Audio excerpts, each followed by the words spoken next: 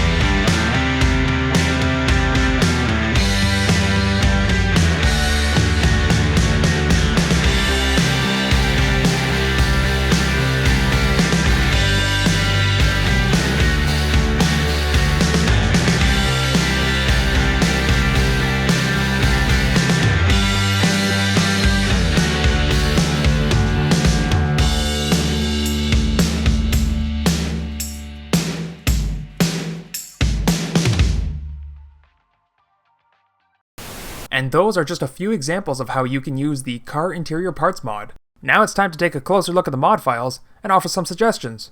Alright, so I'm out here on the desktop with all of the mod files.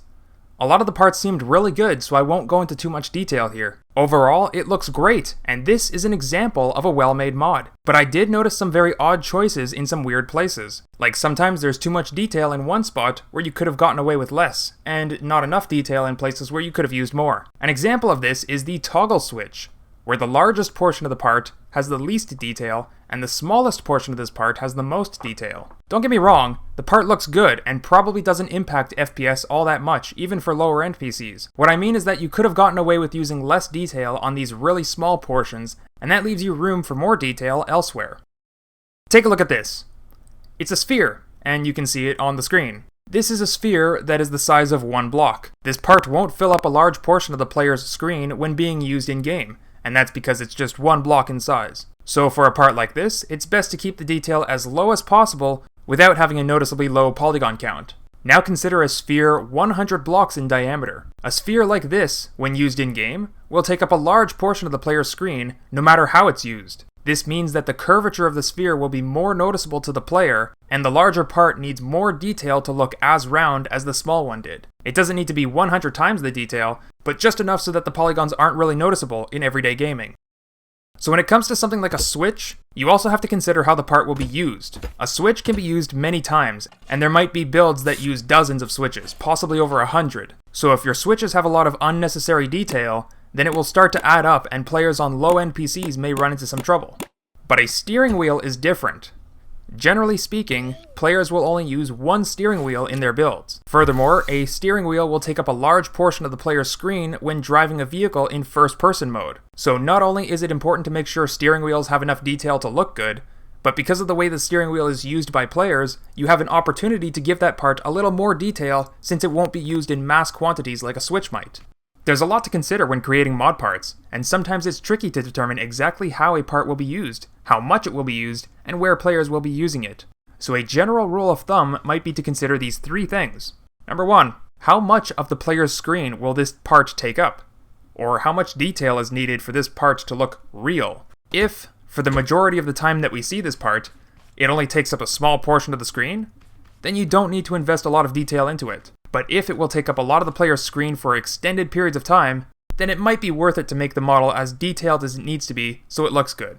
Number 2, how often will this part be used? Or will this part be used in mass quantities? If the part is easy to use and provides a function that players need, then it is safe to assume that players will be using this part quite often, and possibly multiple times in a single build. So it would be better to limit the detail of a part like this. But if the part won't be used that often, or just once in a build, then you can safely make it as detailed as you need for it to look good. And 3, it's always good to consider, does this part fit inside the Scrap Mechanic universe? Mod parts don't have to fit within the Scrap Mechanic universe to be fun to play with, but they will look better and work well with other mod parts and vanilla parts if they do look like they belong in the Scrap Mechanic universe. And that's really all the feedback I can give. As I mentioned earlier, this is an example of a well-made mod, so there's not much to talk about in terms of quality assurance. But I do have a few suggestions for some potential updates. First thing that I thought about when I saw the start-stop switch and button was that it should only be a switch. In terms of functionality, there are many different switches available, but the confusing part was the texture.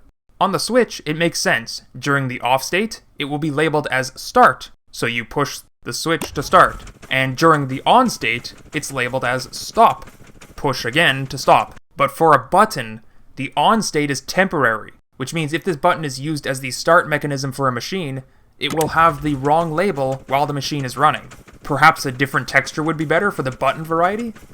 Not sure. The handbrake handle, I noticed, has some asymmetrical geometry. I'm not sure if this is intentional or not, but here's the way to fix it.